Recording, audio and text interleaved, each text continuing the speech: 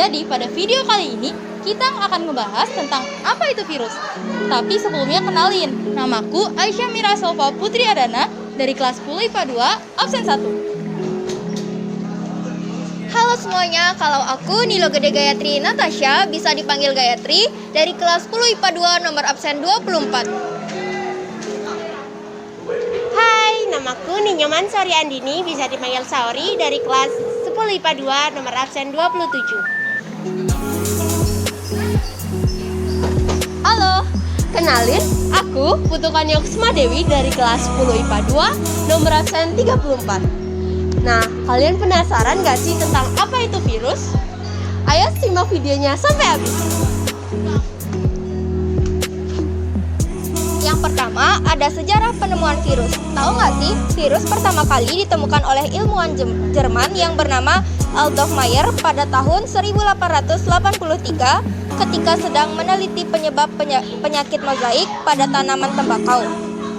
Selain Adolf Meyer, ilmuwan yang berperan dalam penemuan virus yaitu Dmitri Ivanovsky, M.B. Jennering, dan W.M. Stanley.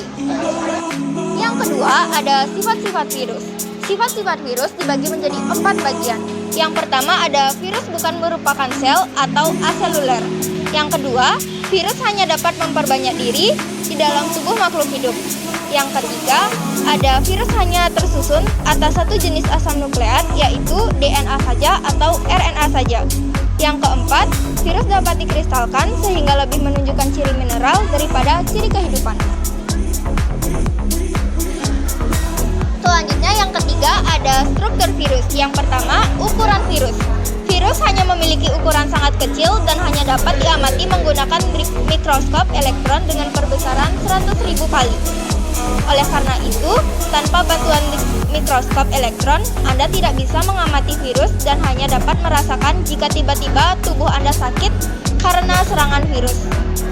Pada tahun 1892, ilmuwan Rusia Dmitri Ivanovsky telah membuktikan bahwa virus dapat lolos dari saringan yang tidak dapat dilalui oleh bakteri. Virus terkecil memiliki diameter sekitar 17 nanometer dan diameter terbesar mencapai 1000 nanometer. Yang kedua ada bentuk virus. Tubuh virus mempunyai bentuk yang bermacam-macam. Apabila diamati dengan mikroskop elektron, bentuk tubuh virus dapat dibedakan menjadi 4 macam. Yang pertama, berbentuk bola, misalnya virus influenza dan virus HIV. Yang kedua, ada berbentuk batang, misalnya tobacco mosaic virus. Yang ketiga, ada bentuk huruf T, misalnya bakteriophag. Dan yang keempat, ada bentuk polihedral, misalnya adenovirus. Itu dia macam-macam bentuk dan virus. Dan yang ketiga, ada susunan tubuh virus. Virus tidak memiliki bagian-bagian penyusun sel seperti sitoplasma dan organel. Selain itu, virus tidak melakukan metabolisme sehingga virus tidak dapat dikatakan sebagai sel. Tubuh virus, misal virus T atau bakteriophag, terbagi menjadi 3 bagian, yaitu yang pertama kepala, yang kedua leher, dan yang ketiga ekor. Yang pertama kepala, berbentuk polihedral atau segi banyak, yang berisi asam nukleat.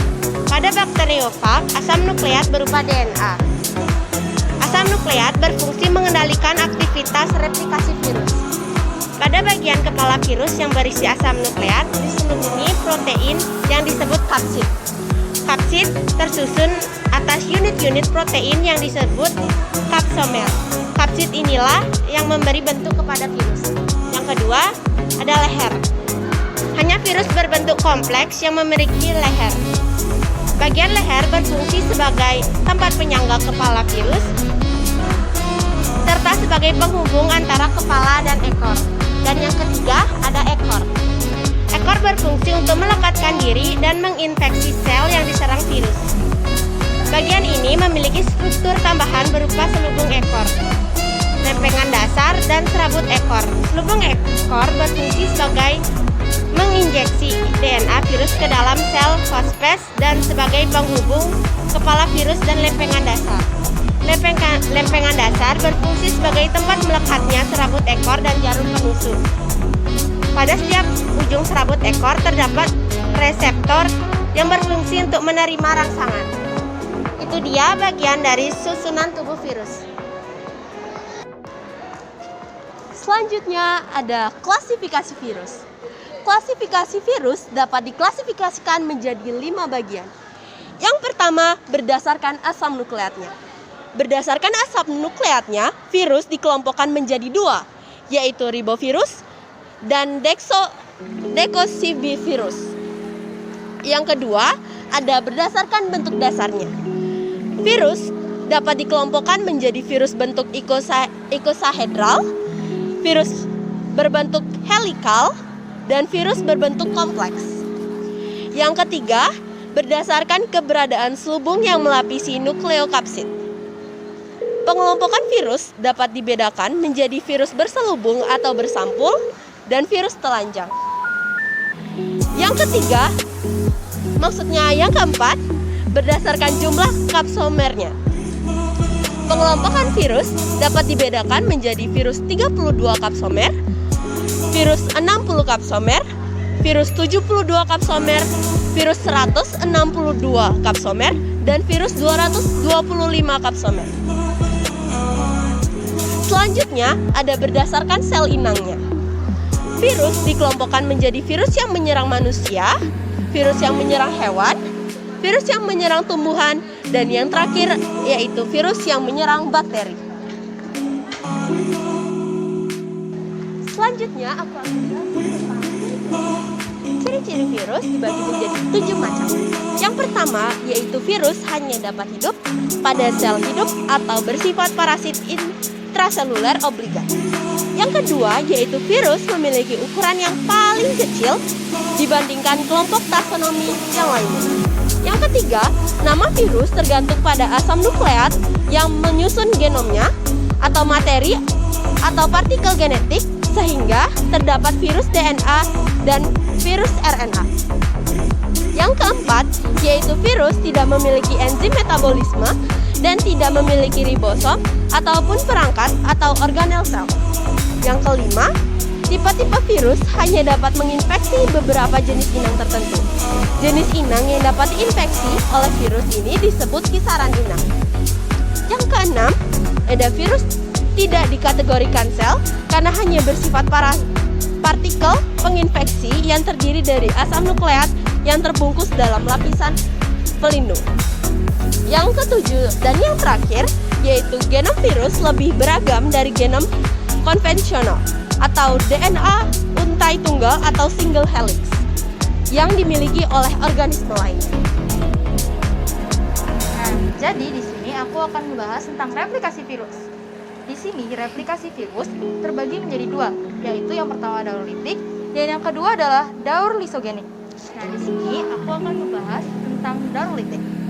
Pada daur litik, virus akan menghancurkan sel host, sel yang ditumpanginya setelah selesai melakukan replikasi. Tahap-tahap daur litik dapat dijelaskan seperti berikut. Yang pertama, adsorpsi, yaitu melekatnya ekor virus pada dinding sel bakteri.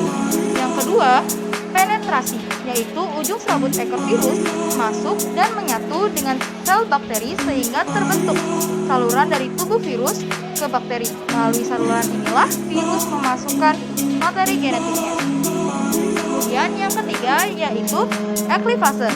Virus mengambil alih perlengkapan metabolik sel bakteri. Selanjutnya, asam nukleat virus mengendalikan pembentukan protein dan komponen-komponen tubuh virus baru menggunakan bahan yang tersedia dalam sitoplasma bakteri. Kemudian yang keempat yaitu tahap pembentukan bagian-bagian tubuh virus baru. Kemudian yang kelima yaitu perakitan. Bagian-bagian tubuh virus yang telah terbentuk lalu akan membentuk bakteriofag yang lengkap. Kemudian yang terakhir ialah lisis. Pecahnya sel bakteri yang mengeluarkan virus-virus baru yang akan menginfeksi bakteri lain dan memulai kembali daur litik. Yang kedua ialah daur lisogenik. Pada daur lisogenik, sel inang tidak segera mengalami lisis. Asam nukleat virus yang menginfeksi sel inang mereplikasi diri dalam sel-sel bakteri. Meskipun demikian, virus baru yang terbentuk pada daur ulang lisogenik secara mendadak menjadi virulen pada suatu generasi berikutnya dan menyebabkan lisis pada sel inangnya. Dalam daur lisogenik, asam nukleat virus tidak mengambil alih fungsi proses sintesis asam nukleat bakteri, tetapi menjadi bagian dari asam nukleat bakteri tersebut. Tahap-tahap daur lisogenik dapat dijelaskan seperti berikut. Yang pertama ialah absorpsi dan penetrasi, yang mana prosesnya sama dengan proses dalam daur litik. Kemudian yang kedua ialah penggabungan. Asam nukleat virus bergabung atau menyisip pada asam nukleat bakteri. Gabungan kedua asam nukleat ini disebut profag. Kemudian yang ketiga ialah tahap pembelahan. Pada saat bakteri membelah diri, profag ikut membelah sehingga menghasilkan bakteri-bakteri yang mengandung profag. Kemudian yang keempat ialah sintesis.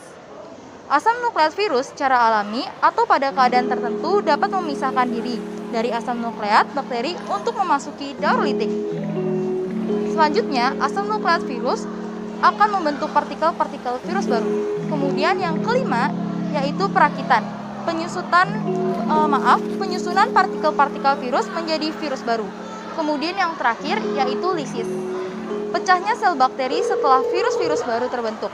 Virus-virus baru yang terbentuk berhamburan keluar dari sel inang dan siap untuk menyerang sel inang yang baru. Nah, sekarang udah tahu kan tentang apa itu virus? Makasih ya udah nonton. Jangan lupa nonton video kami yang lainnya.